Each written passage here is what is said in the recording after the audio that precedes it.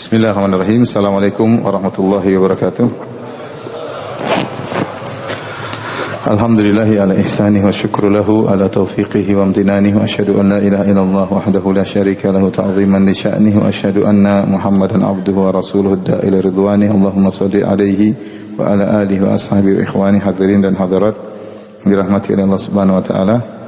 Kita lanjutkan pembahasan kita dari As-Sirah An-Nabawiyah.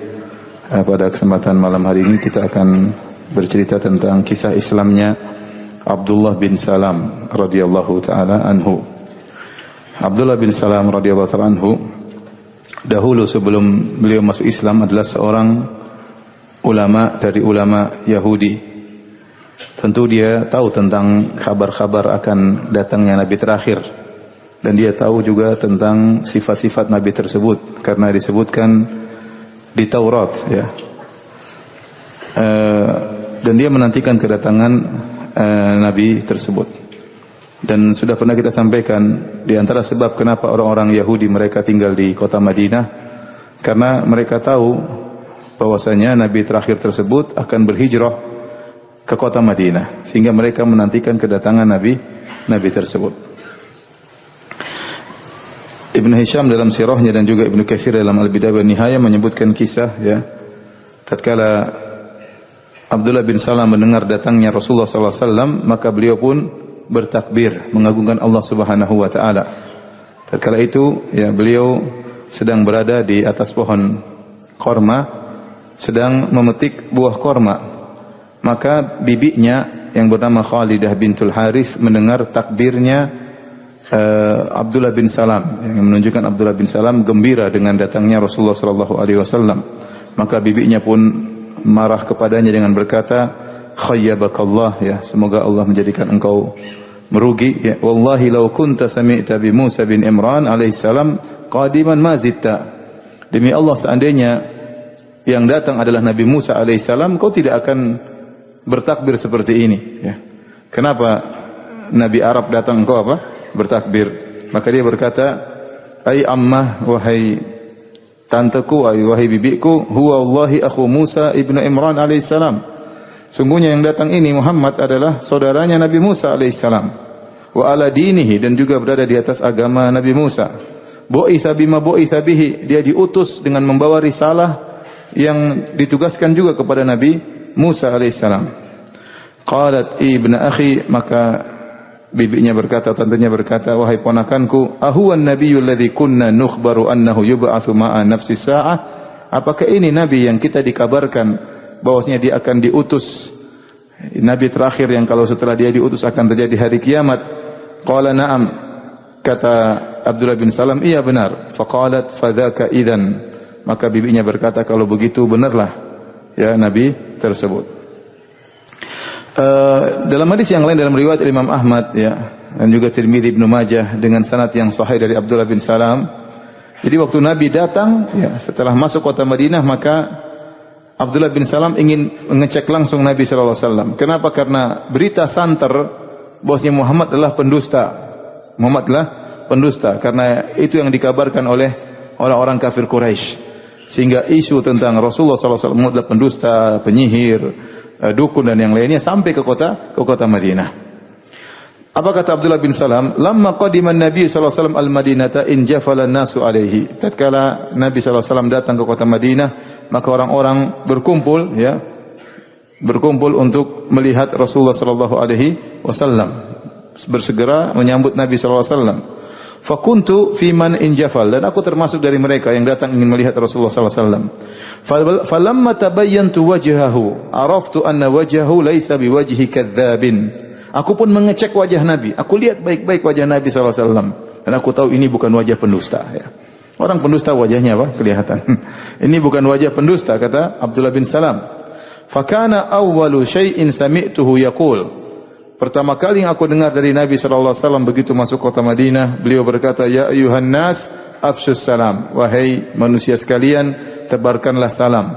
Wa at'imut ta'am, dan berilah makanan kepada orang-orang yang membutuhkan. Wasilul arham, dan sambunglah silaturahmi. Wa sallu bil laili wan nasu niyam, salatlah di malam hari tatkala orang-orang sedang tidur. Tadkhulul jannata bisalam, niscaya kalian akan masuk surga dengan penuh keselamatan. Ini di antara dakwah Nabi pertama kali yang didengar oleh Abdullah bin Salam. Nabi menyuruh untuk menebarkan salam, memberi makan kepada fakir miskin, menyambung silaturahmi, dan salat malam tatkala orang-orang sedang tidur, maka niscaya akan menjadikan seorang masuk dalam surga dengan penuh keselamatan. Abdullah bin Salam bercerita, maka aku pun mendatangi Rasulullah SAW. Maka aku berkata kepadanya, inni sa'iluka an thalathin la ya'lamuhunna illa nabi.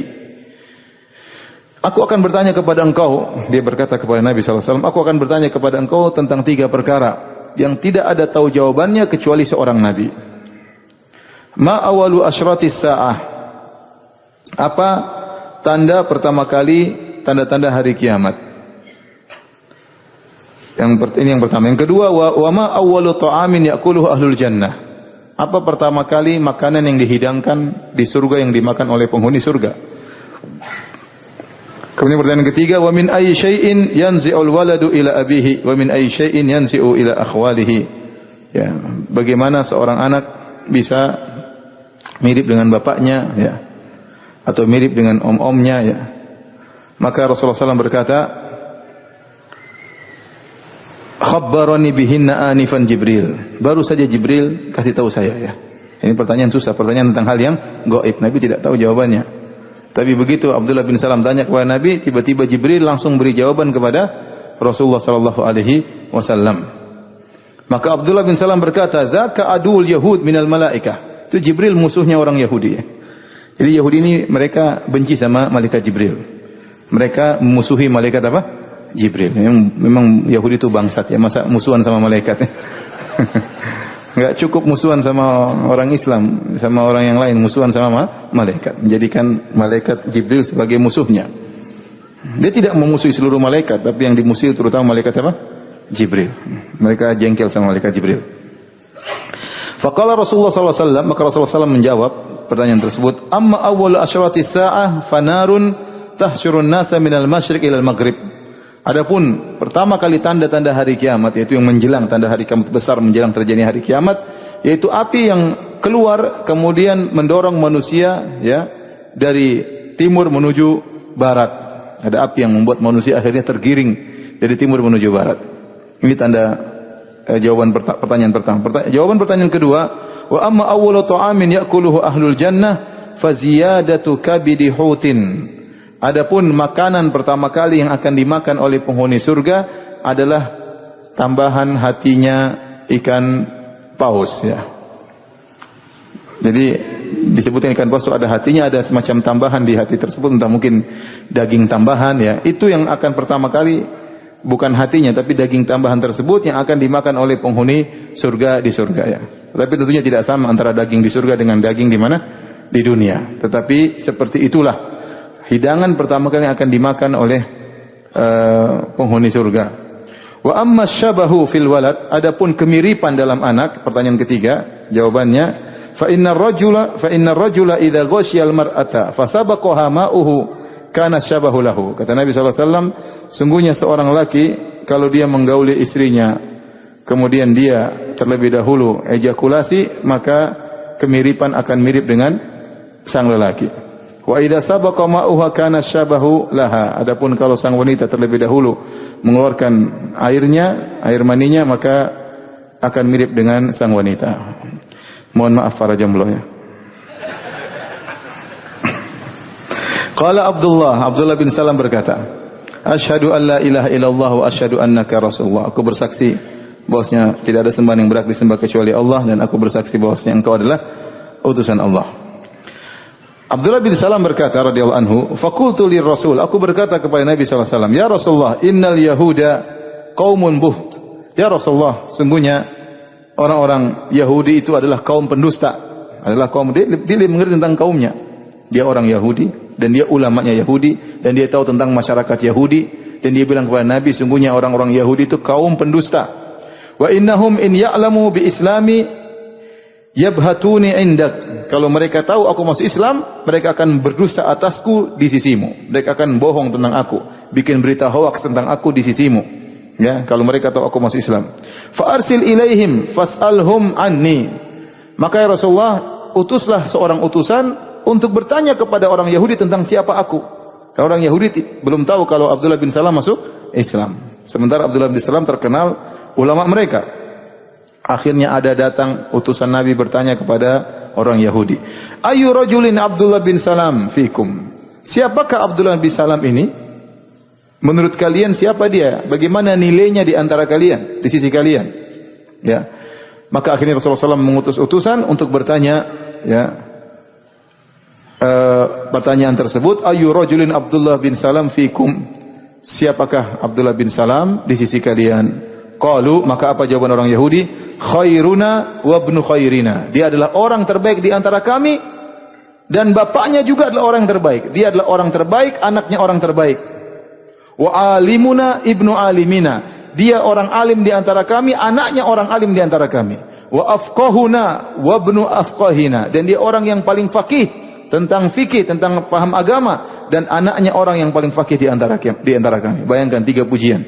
Khairuna ibnu khairina. Orang terbaik di antara kami, putranya orang terbaik di antara kami. Alimuna ibnu alimina. Orang alim di antara kami dan anaknya orang yang alim di antara kami. Afqahuna ibnu afqahina, orang yang paling faqih, yang pakar agama di antara kami adalah, dan juga sekaligus anak dari orang yang pakar agama di antara kami. Maka Rasulullah SAW bertanya pada mereka, entah Rasulullah SAW atau utusannya, Ara'aitum in aslama Abdullah bin Salam? Bagaimana menurut kalian kalau Abdullah bin Salam masuk Islam? Pertanyaan mematikan. Kalau dia masuk Islam bagaimana? Mereka enggak ada jawaban. Kata mereka, a'adzahullahu min dzalik, semoga Allah melindunginya dari masuk Islam. Jangan saya masuk Islam. Fa'ada alaihim, Rasul ulang lagi. Bagaimana menurut kalian kalau dia masuk Islam? Mereka hanya berkata, semoga Allah melindunginya, jangan sampai dia masuk Islam. Tatkala sedang diskusi gitu dan mereka sudah terlanjur mengakui kehebatan Abdullah bin Salam, fa kharaja ilaihim Abdullah bin Salam, maka Abdullah bin Salam pun keluar, faqala, di depan mereka dia berkata terang-terangan, asyhadu an la ilaha illallah wa anna Muhammadan Rasulullah. Dia bilang, wahai kaumku, aku bersaksi tidak sembah yang berhak disembah kecuali Allah, dan Muhammad ini adalah apa? Utusan Allah. Mereka langsung komentar, syarruna ibnu syarrina. Ini orang terburuk di antara kami, putranya orang terburuk di antara kami. Jahiluna ibnu jahilina. Orang bahlul di antara kami dan putranya orang bahlul di antara kami. Kata Abdullah bin Salam, hadzal ladzi kuntu atakhawafu minhum.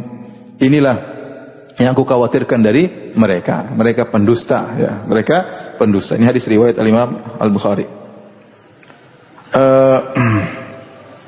Maka turunlah firman Allah Subhanahu wa taala tentang Abdullah bin Salam, "Qul ara'aitum in kana min 'indillahi wa kafartum bih wa syahida syahidun min bani Israil ala mithli fa amana wastakbartum innallaha la yahdil qaumadh dhalimin."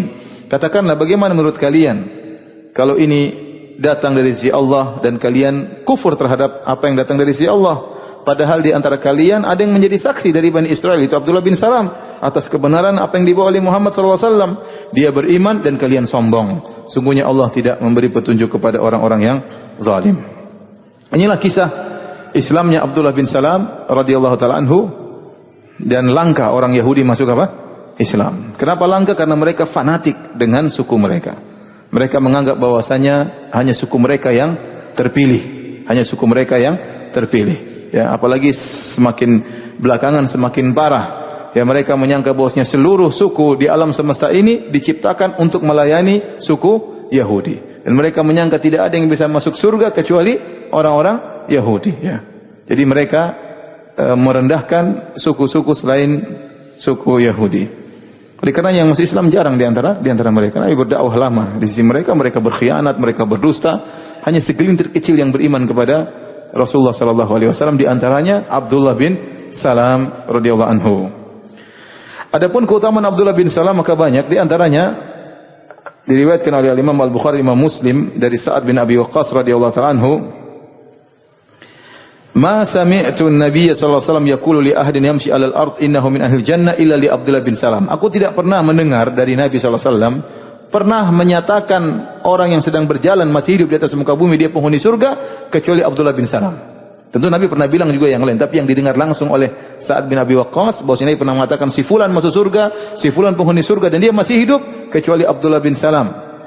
Qala wa fihi nazalat hadhil ayah, dan pada Abdullah bin Salam turunlah firman Allah yang tadi kita baca, wa syahida syahidu min bani Israil ala mithlih, bahwasanya seorang dari Bani Israel telah menjadi saksi akan benarnya apa yang dibawa oleh Nabi sallallahu alaihi wasallam. Kemudian juga diriwayatkan oleh Ibn Hibban dan Al-Hakim dan juga Imam Ahmad dengan sanad yang hasan dari Sa'ad bin Abi Waqqas dalam riwayat yang lain, dia berkata, "Anna Nabi sallallahu alaihi wasallam utiya bi qas'ah fa asabna minha." Rasulullah SAW didatangkan piring besar, ya, tempayan isi makanan, lalu kami makan dari piring tersebut. Maka rame-rame berjamaah. Fa fadalat fadlatun, kemudian kami sudah makan, masih ada sisa. Masih ada sisa dari piring besar tersebut. Faqala, maka Rasulullah SAW berkata, "Yatlu'u rajulun min hadzal fajji, ya, ya'kulu hadhil fadla min ahlil jannah." Akan lewat seseorang dari al-fajj, itu jalan agak lebar, dia akan lewat jalan ini dan dia penghuni surga dan dia akan makan dari sisa makanan ini. Para sahabat nunggu siapa yang datang ini. Dia datang makan makanan, berarti penghuni apa? Surga. Qala Sa'ad, kata Sa'ad bin Abi Waqqas radhiyallahu anhu, "Wa kuntu taraktu akhi Umairan yatatahharu." Tadi aku tinggalkan saudaraku Umair, dia sedang berwudu, ya. Aku berkata dalam hatiku, "Huwa akhi." Berarti yang dimaksud Nabi adalah saudaraku. Dia tadi berwudu, sebentar lagi dia datang makan sisa. Faja Abdullah bin Salam faakalaha. Ternyata yang datang siapa? Abdullah bin Salam. Kemudian makan dari sisa makanan di piring tersebut. Ini dalil bahwasanya Abdullah bin Salam telah di apa namanya? Jangan divonis kasar ya, dia apa? Dia apa? Dijamin, ditetapkan bahwasanya dia penghuni surga. Demikian juga dari Yazid bin Umairah, dia berkata, "Lamma hadara Mu'adz bin Jabal al-maut." Tatkala Mu'adz bin Jabal radhiyallahu anhu, seorang sahabat yang sangat faqih, akan meninggal dunia, qila lahu, maka ditanyakan kepadanya, "Ya Aba Abdurrahman, ausina." Wahai Mu'adz bin Jabal, berilah wasiat kepada kami. Qala ajlisuni, dudukkan aku. Sudah mau meninggal, enggak kuat. Dudukkan aku. Qala innal ilma wal iman makanahuma man ibtagahuma wajadahuma. Yaqulu dzalika thalatha marrat. Ya. Kata dia bahwasanya ilmu dan iman, ya, itu memiliki kedudukan, barang siapa yang mencari ilmu dan iman dia akan mendapatkannya. Dia mengucapkan 3 kali. Kemudian dia berkata, "Faltamisul ilma inda arba'ati rahtin." Carilah ilmu dari 4 orang. Inda Umaymir Abi Darda, carilah ilmu dari Abu Darda, kata Mu'adz bin Jabal.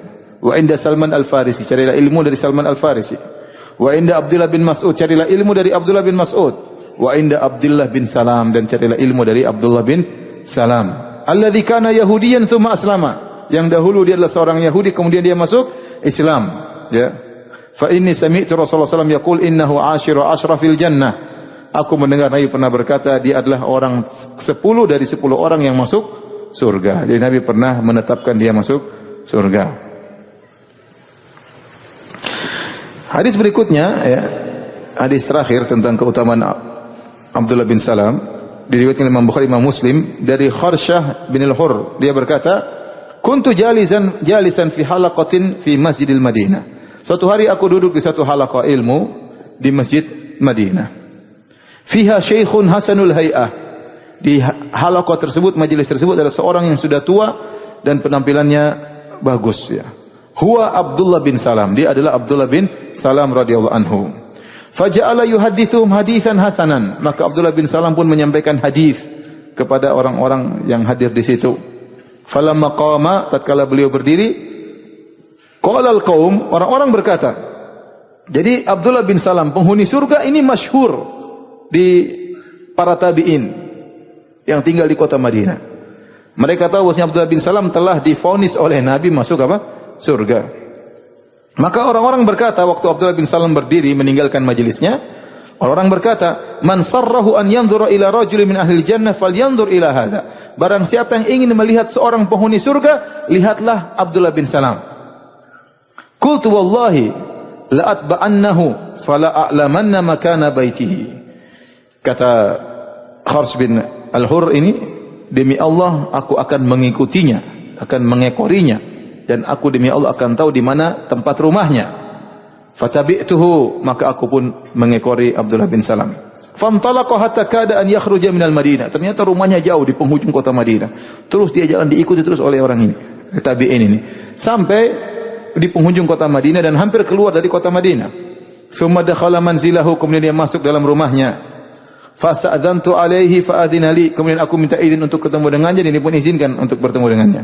Qala ma hajatuka ya ibna akhi? Apa urusanmu wahai saudaraku? Mau ketemu saya. Qultu inni sami'tul qauma yaquluna lak. Aku mendengar tadi orang-orang berbicara, ya. Mereka berkata, tatkala engkau pergi tadi, mereka bilang, barang siapa yang ingin melihat kepada seorang penghuni surga, lihatlah kepada engkau. Fa'ajabani an akuna ma'ak. Maka aku senang aku bisa bersama engkau. Maka Abdullah bin Salam berkata, Allahu a'lam bi ahli jannah. Ya, tawadhu'nya. Kata dia, Allah lebih tahu tentang siapa penghuni surga. Dia tidak bilang, oh iya benar, itu memang saya memang. Saya gandeng kamu ke surga nanti, tenang aja. Enggak.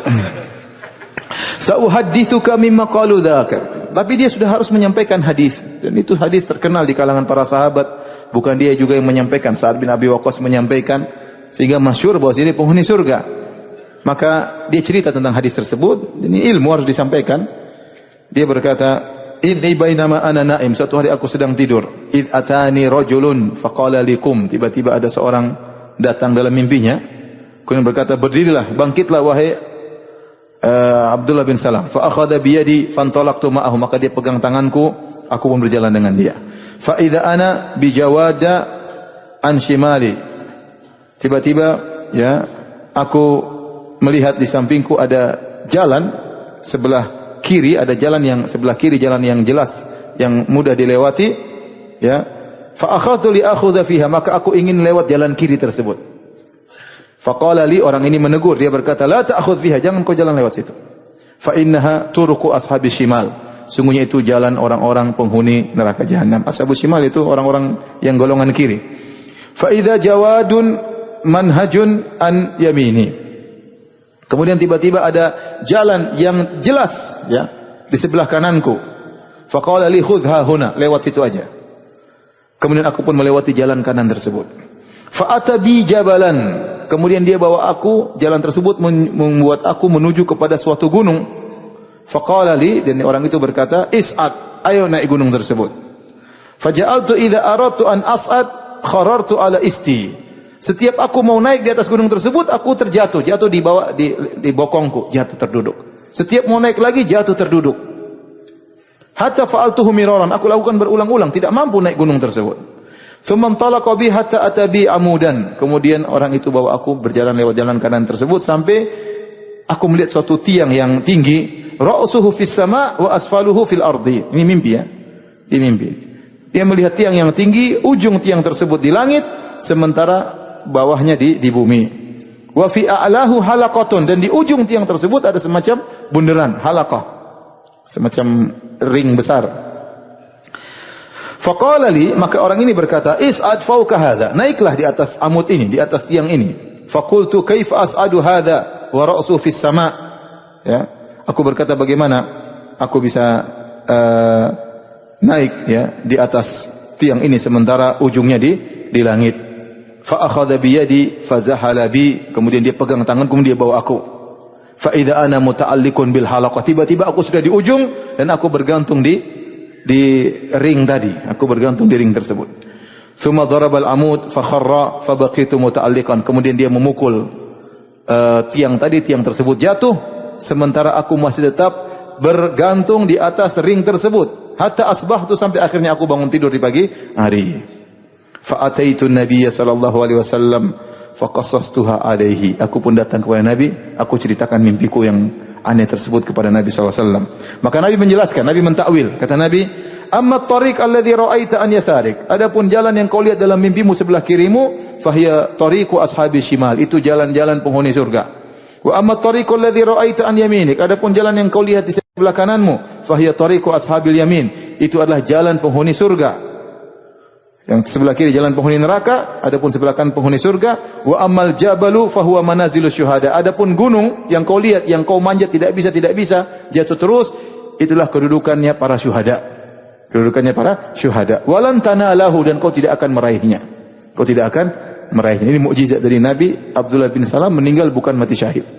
Kata Nabi, kau tidak akan bisa meraih apa? Gunung tersebut. Kau tidak akan sampai di puncak gunung tersebut.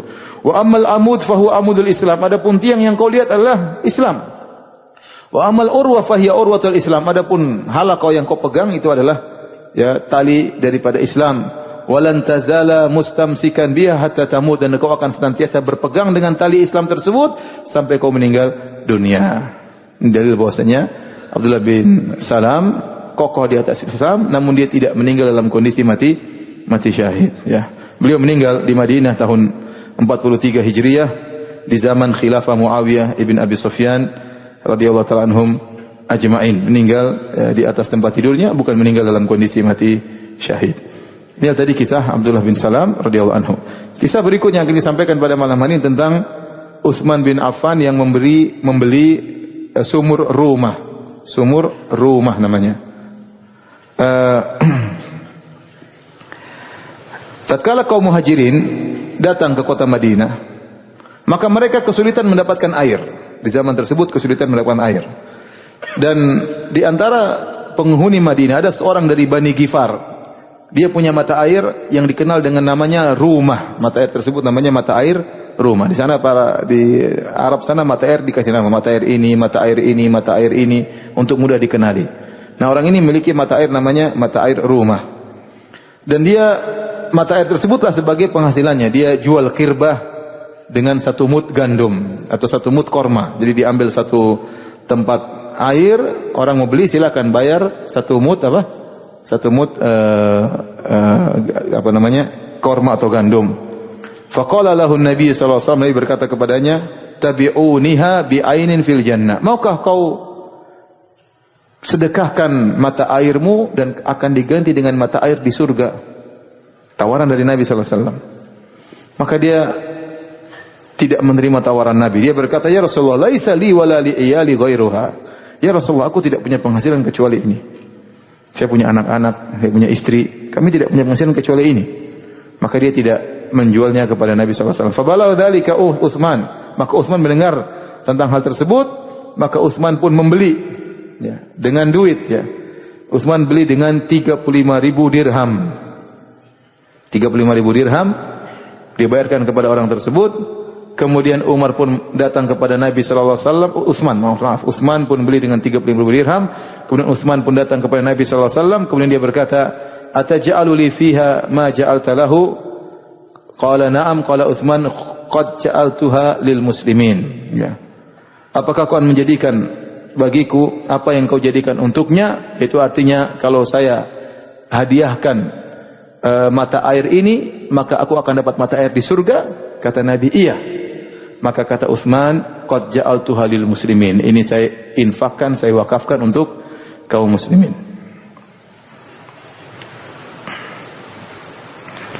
Dalam riwayat yang lain dari Utsman bin Affan, ya, tatkala Rasulullah SAW datang kota Madinah, waktu itu tidak ada air segar selain air yang bersumber dari sumur ini atau mata air ini, sumur rumah.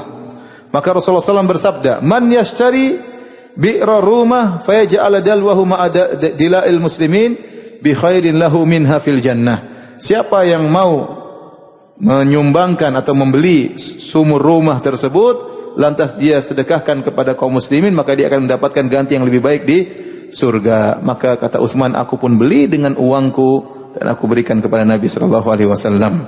Dalam hadis yang lain dalam Sahih Al-Bukhari, Utsman pernah berkata, Rasulullah SAW bersabda, man hafara rumah falahul jannah.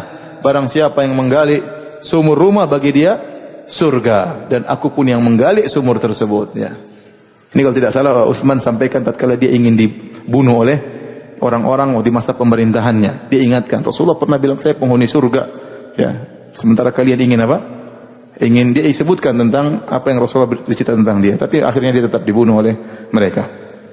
Radhiyallahu taala anhu. Baik, ini masih kita cerita tentang awal-awal kejadian yang ada di kota Madinah, awal kedatangan Nabi sallallahu alaihi wasallam ke kota Madinah. Berikutnya yang ada lagi hal yang perlu diketahui di awal kedatangan Nabi di kota Madinah, yaitu perubahan salat. Perubahan salat waktu Nabi Isra Mi'raj, salat diwajibkan 2 rakaat kecuali salat maghrib. Di waktu Nabi masih di Mekah, ya sekitar beberapa tahun menjelang Nabi berhijrah ke kota Madinah, Nabi dipanggil oleh Allah sehingga Nabi melakukan Isra Mi'raj, kemudian diwajibkan salat 5 waktu. Pertama kali diwajibkan salat duhur 2 rakaat, salat asar 2 rakaat, salat maghrib 3 rakaat, salat isya 2 rakaat, salat subuh 2 rakaat. Semuanya 2 rakaat kecuali salat maghrib. Dan tatkala Nabi sampai di Madinah, maka berubah menjadi 4 rakaat. Ya. Imam Ahmad meriwayatkan dari Aisyah radhiyallahu taala anha, beliau berkata, kana awwalu mafturidha ala Rasulullah sallallahu alaihi wasallam as-shalah, rak'atani. Pertama kali diwajibkan kepada Nabi yaitu salat 2 rakaat ilal maghrib, kecuali maghrib. Fa innaha kanat thalathan. Maghrib sejak awal sudah 3 rakaat. Tsumma atamma Allahu adh-dhuhra wal asr wal isya. Kemudian Allah pun merubah menjadikan salat tersebut menjadi sempurna menjadi 4. Zuhur 4 rakaat, asar 4 rakaat, wal isya al-akhir itu salat isya 4 rakaat. Tatkala sedang mukim fil hadar. Wa aqarra salata ala fardil awal fi safar. Adapun tatkala safar kembali seperti awal. Jadi asalnya salat zuhur berapa rakaat? 2 rakaat. Asar berapa rakaat? 2. Maghrib 1,5, bukan 3. Isya 2, subuh 2. Tatkala Nabi pindah ke Madinah, aturan berubah. Yang mukim jadi 4 semuanya kecuali maghrib, kecuali subuh 2 rakaat. Adapun zuhur, asar, isya 4 rakaat. Tapi kalau sedang safar kembali kepada hukum awal. Hukum awal bahwasanya salat itu 2 rakaat ya. Oleh karenanya para ulama mengatakan orang yang sedang safar lebih afdal dia salat 2 rakaat karena Nabi selama safar tidak pernah salat 4 rakaat, selalu salat 2 rakaat. Bahkan ini kembali kepada hukum asal sebelum Nabi berpindah ke kota Madinah. Kemudian juga tatkala Rasulullah SAW sudah tinggal di kota Madinah, sudah bangun Masjid Nabawi, ada sekelompok sahabat dari Banu Salimah. Mereka ingin meninggalkan rumah-rumah mereka, ya, ingin tinggal dekat Masjid Nabawi karena rumah mereka jauh dari Masjid Nabawi. Banu Salimah ini tinggal di penghujung kota Madinah. Mereka ingin dekat dengan Nabi, ingin dekat dengan Masjid Nabawi, ya. Maka Rasulullah SAW khawatir kalau mereka pindah semuanya, pindah rumah dekat Masjid Nabawi, nanti kota Madinah akan kosong, khawatir mudah diserang. Jadi memang harus agak tersebar. Para sahabat ada yang sebelah sana, harus sebelah sana sehingga bisa menjaga keamanan kota Madinah. Maka tatkala mereka ingin menjual rumah mereka yang ada di ujung kota Madinah, kemudian bangun rumah dekat Masjid Nabawi, maka Nabi tidak setuju. Kata Nabi SAW, Inna lakum bikulli khutwatin darajah. Jangan kalian pindah rumah, biar rumah kalian di situ saja, ya, karena setiap langkah yang kalian langkahkan akan menambah derajat. Bayangkan, pergi pulang berapa langkah diangkat oleh seorang tatkala pergi ke Masjid Nabawi, dan itu akan menambah derajat mereka. Ya. Imam Muslim juga meriwayatkan dari Jabir bin Abdullah. Beliau berkata, "Arada Banu Salimah an yatahawwalu ila qurbil masjid." Banu Salimah ingin pindah ke tempat dekat Masjid Nabawi. Mereka mendengar ada tempat kosong, siap untuk dibeli, siap untuk dibangun. Maka mereka ingin pindah rumah, kesempatan supaya bisa dekat dengan Masjid Nabawi, dekat dengan Nabi SAW. Maka Nabi tidak setuju. Kata Nabi, "Ya Bani Salimah, diyarakum tuktab atharukum." Wahai Banu Salimah, tetaplah kalian di rumah-rumah kalian yang jauh tersebut, karena setiap langkah kalian akan dicatat sebagai apa? Pahala. Ya. Akhirnya mereka pun tetap tinggal di rumah mereka dan tidak jadi pindah. Turunlah firman Allah tentang mereka, wa naktubu ma qaddamu wa atharahum. Allah catat bagi mereka amal yang mereka lakukan dan jejak langkah kaki mereka juga dicatat oleh Allah Subhanahu wa taala. Ini dalil bahwasanya kalau orang rumah semakin jauh dari masjid, pahalanya semakin apa? Semakin banyak. Yang penting jangan ketinggalan jamaah. Dan ini dituntut, Nabi ingin seperti ini. Makanya ada seorang sahabat yang rumahnya jauh dari masjid dan dia selalu dan tidak pernah ketinggalan sholat di masjid. Sampai ada yang kasih ide, bagaimana kalau kau beli himar, kemudian kau naik himar, kalau musim panas enak, tidak kepanasan jalan, ya dan seterusnya. Kata dia, enggak, saya lebih senang apa? Jalan kaki, dan Nabi membenarkan dia. Oleh karenanya, pada asalnya syariat Islam kalau mudah kita pilih yang mudah, kata para ulama, kecuali ada dalil yang mengkhususkan. Contohnya pergi ke masjid, usahakan jalan apa? Kaki. Kalau antum punya motor, usahakan jalan kaki, ya, kecuali terlalu jauh lain cerita, ya. Kalau terlalu jauh kita pergi jalan kaki, sampai di sana kita mau sholat maghrib, sholat isya sudah selesai. Kalau terlalu jauh maka kita naik mobil. Ustaz, kalau naik mobil dapat pahala enggak? Apakah setiap putaran roda satu langkah? Para sahabat dahulu begitu, para salaf dahulu begitu senang ingin dapat pahala banyak, mereka langkahkan kaki mereka menuju masjid langkah kecil-kecil. Karena setiap langkah satu apa? derajat. Satu langkah derajat menghilangkan dosa, langkahnya kecil-kecil. Sengaja mereka supaya semakin banyak langkah menuju apa? Masjid ya. Nah, kalau motor mobil bagaimana ya? Syekh Utsaimin berkata, seandainya seorang ada uzur ya, misalnya terlalu jauh atau sakit, tidak bisa jalan atau ada uzur ya, maka insya Allah setiap roda mengangkat apa? Derajat. Makanya rodanya kecil-kecil aja, jangan besar-besar. Rahimahullah. Tapi asalnya seorang jalan. Seorang jalan ya. Setiap langkah. Itu makanya kalau antum misalnya kerja di Jakarta di bangunan-bangunan ada masjid, antum turun naik lift, berusaha jalannya. Tiap hari 5 waktu atau tiap hari di kantor 3 waktu, luar biasa pahala banyak ya. Setiap langkah mengangkat derajat dan mengurangi apa? Dosa. Kalau seorang berjalan ternyata masjidnya 100 meter. 100 meter itu dia langkah kaki mungkin 200 kali ya. Bolak-balik 400 kali. Berarti dia sekali pergi masjid dia dapat 400 apa?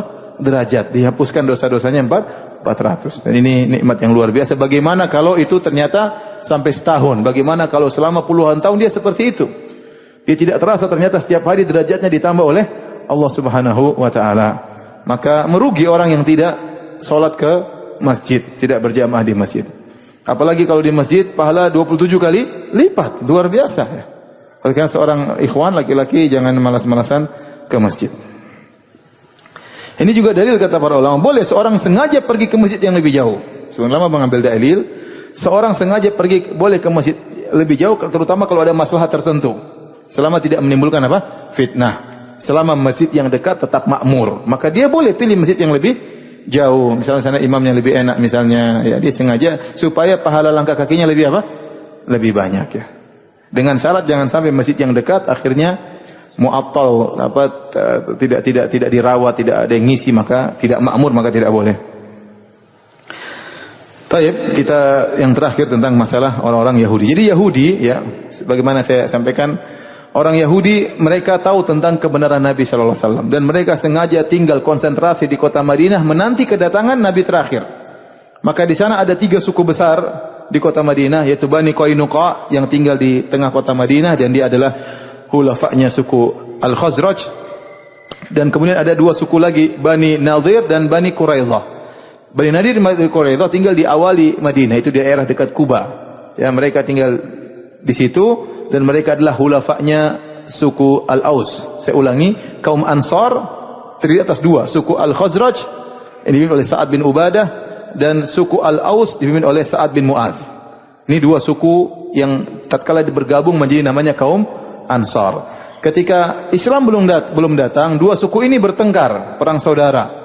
Suku Aus dan suku Khazraj. Nah, suku Khazraj mereka bersekutu dengan Bani Qainuqa untuk menyerang saudara mereka, suku Aus yang bersekutu dengan Bani Nadir dan Bani Quraidah.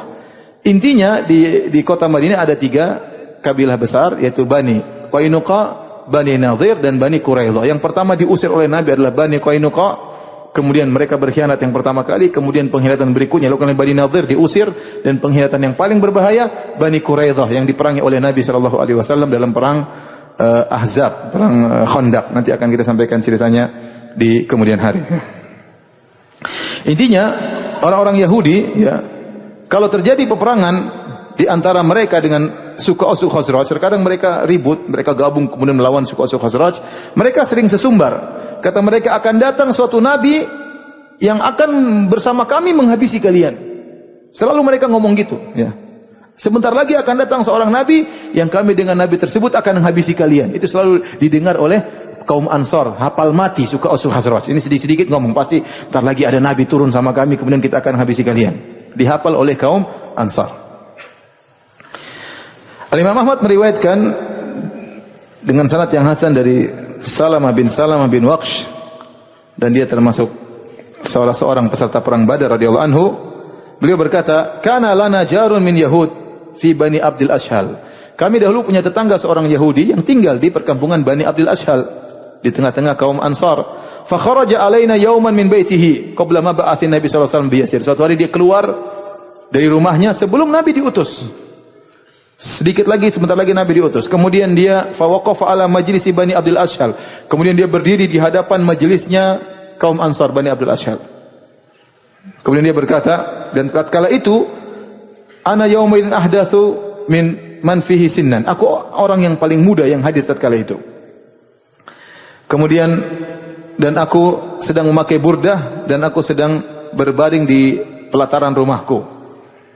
Maka orang Yahudi ini fadzakaral ba'tsa wal qiyamah wal hisab wal mizan, dia cerita tentang hari kiamat. Dia ceramah ini orang Yahudi ini.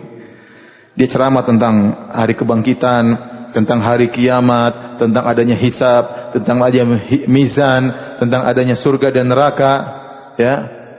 Sementara mereka orang Ansor dahulu, mereka kaum musyrikin, mereka tidak meyakini adanya hari kebangkitan, aja tidak ada, apalagi hisab, mizan, surga, neraka, mereka tidak percaya. Kemudian orang-orang Bani Abdul Ashhal yang masih musyrik tatkala itu, mereka bertanya, "Waihaka ya fulan, celaka engkau wahai fulan, wahai Yahudi. Kau melihat ini semua akan terjadi, hari kiamat, kemudian hisab, mizan semuanya. Apakah manusia akan dibangkitkan setelah mereka meninggal, kemudian masuk surga atau masuk neraka? Ya. Apakah mereka akan dibalas atas perbuatan mereka?" Yahudi tersebut jawab, "Na'am, benar." Ustadz ini Yahudi ya. Dia ceramah. Bahkan kata Yahudi ini berkata, "Demi zat yang yang bersumpah dengannya, demi Allah Subhanahu wa taala, seandainya saya disuruh milih, di sini ada tungku api terbesar untuk saya masuki dan saya terbakar, yang penting saya bisa selamat dari neraka jahanam, saya akan lakukan," kata dia. Subhanallah. Kata Yahudi tadi, seandainya ada tungku terbesar di dunia yang siap membakar dengan api terpanas, saya rela untuk masuk di situ, dibakar di dunia, yang penting saya selamat daripada siksaan api neraka. Akhirnya mereka, orang-orang Bani Abdul Ashhal, itu kaum Ansar yang masih musyrik, mereka bertanya, "Waihak, wa ma ayatu dzalik?" Celaka engkau, apa dalilnya? Apa dalilnya kau ngomong gitu? Apa buktinya? Kata dia, "Nabiyyun yub'atsu min nahwi hadhil bilad." Wa asyara bi annahu Makkah wal Yaman. Kata dia, akan ada datang nabi diutus dari arah sini, yaitu dia tunjuk ke kota Mekah. Akan ada nabi diutus dari arah sini, Mekah dan Yaman, daerah Mekah dan daerah yaitu daerah selatan. Wa mata tarahu? Kapan kau bisa lihat nabi tersebut? Maka tiba-tiba Yahudi ini lihat kepada sahabat tadi yang masih kecil, yang pakai burdah, lagi berbaring di depan rumahnya. Kata dia, in yastanfid hadzal gulam umrahu yudrikhu. Seandainya orang ini nanti dewasa, ya, dia akan mendapati nabi tersebut. Kata Salamah yang masih kecil tadi, dia berkata, "Fa wallahi ma dhahaba al-lail wan nahar hatta ba'atha Allah taala rasulahu wa huwa hayyun baina adhhurina." Ternyata tidak lama kemudian Allah utus Muhammad sallallahu alaihi wasallam jadi nabi, dan dia tinggal bersama kami di kota Madinah, bertetanggaan dengan Yahudi tadi. Fa amanna bihi, kami pun beriman kepada nabi tersebut. Wa kafara bihi, ternyata Yahudi tadi, yang ustadz Yahudi tadi, ternyata kafir, tidak beriman kepada Rasulullah sallallahu alaihi wasallam. Fa qulna lahu, kami berkata kepada dia, "Wailaka ya fulan, hai ustadz Yahudi, alasta billadzi qulta lana fihi makum." Bukan kau pernah ceramahin kami begini. Benar, saya ceramah benar, tapi nabi tersebut bukan Muhammad, kata. Itu bukan walaysa bihi. Nabi tersebut bukan siapa? Muhammad. Ibnu Ishaq meriwayatkan dari Ikrimah maula Ibni Abbas, ya, bahwasanya Mu'ad bin Jabal dan juga Bishr bin Bara bin Ma'rur, dua orang sahabat radhiyallahu ta'ala anhuma, mereka berdua pernah berkata kepada orang-orang Yahudi, "Ya ma'asyara Yahud, ittaqullaha wa aslimu." Wahai orang Yahudi sekalian, bertakwalah kepada Allah dan masuk Islamlah kalian. Faqad kuntum tastaftihuna alaina bi Muhammadin. Bukankah dahulu wa nahnu ahla syirkin, waktu kami masih musyrik, kalian selalu sesumbar mengatakan akan datang nabi terakhir yang akan menemani kami mengalahkan kalian. Tukhbiruna annahu mab'utsun, kalian mengabarkan kepada kami dahulu bahwasanya dia akan diutus. Wa tasifunahu lima lana bi sifatin, kalian menyebut tentang sifat-sifatnya. Kalian sebutkan. Maka seorang Yahudi bernama Salam bin Mishkam komentar, dia berkata, salah satu dari Bani Nadir, kabilah Yahudi, "Ma ja'ana bi syai'in na'rifuhu." Itu Muhammad bukan yang kami maksud. Dia tidak datang dengan sifat yang kami kenali sebelumnya. Wa ma huwa billadzi kunna nadhkuruhu lakum. Itu bukan yang kami sebut-sebut, bukan dia, yang lain maksudnya. Dan ini kedustaan dari mereka. Padahal Allah berfirman, "Ya'rifunahu kama ya'rifuna abna'ahum." Sungguhnya ahlul kitab Yahudi, kaum Yahudi, mereka mengenal Muhammad sebagaimana mereka mengenal anak mereka. Jadi pengenalan tentang Rasulullah itu dengan pengenalan yang detail. Kalau kita punya anak, kita kenal dia dengan detail atau tidak? Kita kenal. Sifat-sifatnya bagaimana, munculnya dari mana, bakalan kemana, Makanya Yahudi tadi mengatakan, oh akan datang Nabi, datangnya dari arah Mekah sana. Ya. Dan mereka tahu akan berhijrah ke kota Madinah, mereka tahu. Jadi cerita tentang Nabi itu detail. Akan datang dari arah selatan, dari Mekah, kemudian akan berhijrah ke negeri yang penuh dengan korma, yaitu di mana? Di Madinah. Mereka tahu sehingga mereka menanti-nantikan Nabi tersebut. Tapi begitu datang Nabi tersebut, mereka kufur. Maka Allah berfirman, "Walamma ja'ahum kitabun min indillahi musaddiqul lima ma'ahum, wa kanu min qablu yastaftihuna alladhina kafaru." Mereka Yahudi dahulu sesumbar terhadap orang-orang Ansar yang masih musyrik.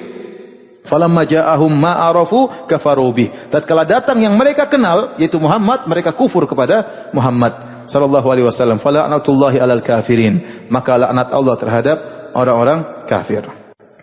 Ibnu Ishaq juga meriwayatkan dari Sofia bintu Huyai bin Akhtab. Sofia istri Nabi sallallahu alaihi wasallam, wanita Yahudi. Ya, istri Ummul Mukminin. Bagaimana kisah dia? Sebelumnya dia beragama Yahudi. Bapaknya Huyai bin Akhtab adalah kepala suku dari Bani Nadir. Dia Sofia An-Nadiriyah. Bapaknya yaitu Huyai bin Akhtab, kepala suku Bani Nadir. Kata Sofia, kuntu ahabba waladi abi ilaihi. Aku adalah anak yang paling disayang oleh bapakku.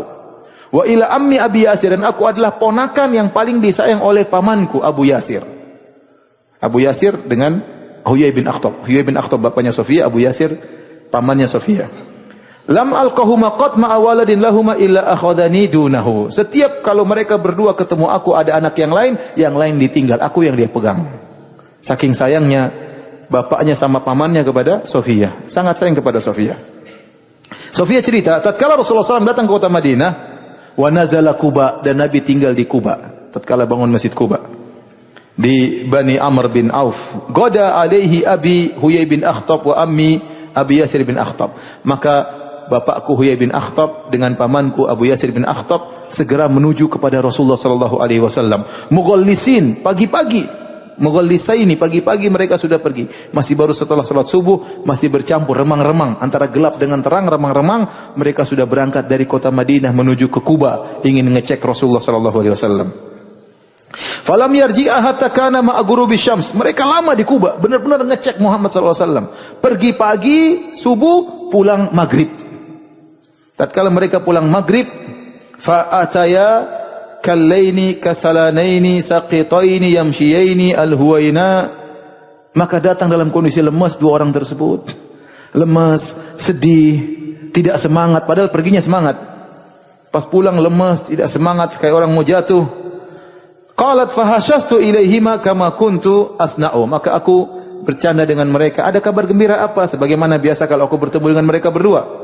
Wallahi maltafata ilayya wahidun minhuma. Ternyata keduanya tidak noleh sama sekali kepadaku. Padahal aku adalah anak yang paling mereka cintai. Kalau ketemu aku pasti diambil, digendong atau dipeluk dan yang lainnya. Ma'ama bihima minal gham, karena saking sedihnya mereka berdua, mereka tidak peduli dengan aku. Wa sami'tu ammi Abi Yasir. Sami'tu ammi Aba Yasir bahwa yaqul li Abi Huyai bin Akhtab huwa. Aku mendengar mereka berdua berbicara. Pamanku ngomong sama bapakku, itukah dia? Gitu. Itu Nabi yang kita tunggu-tunggu, itukah dia? Kata bapaknya Sofia, na'am wallahi, demi Allah itu Nabi yang kita tunggu-tunggu.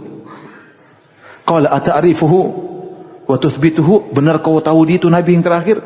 Benar kau yakin itu Nabi yang terakhir yang kita tunggu? Qala na'am, benar itulah Nabi yang kita tunggu. Cuma mereka kecewa, ternyata bukan dari Yahudi, ternyata Arab. Itu yang bikin mereka kecewa semuanya, hancur semuanya. Seandainya itu Yahudi, langsung mereka semangat. Ternyata Nabi terakhir dari mana? Arab. Qala, benar kau yakin itu? Iya benar, itu Nabi terakhir yang kita tunggu-tunggu. Fama fi nafsika minhu, kalau begitu bagaimana sikapmu terhadap Nabi itu? Kata bapaknya Sofia, adawatuhu wallahi ma baqitu. Aku terus memusuhinya selama aku masih hidup. Subhanallah. Yahudi, parah ya. Sudah tahu itu benar, tapi dia tetap melawan. Ya. Oleh karenanya Yahudi memang parah, sifat mereka sangat parah. Hobi mereka adalah membunuh para nabi. Ya, maka memusuhi Nabi sallallahu alaihi wasallam adalah perkara sepele. Wong Jibril saja mereka tantang, apalagi Rasulullah sallallahu alaihi wasallam. Baik, ini waktu sudah habis. Insyaallah pertanyaannya simpan aja 2 minggu lagi ya. Sampai di sini kajian kita. Subhanakallah bihamdik asyhadu an la ilaha illa anta astaghfiruka wa atubu ilaik. Assalamualaikum warahmatullahi wabarakatuh.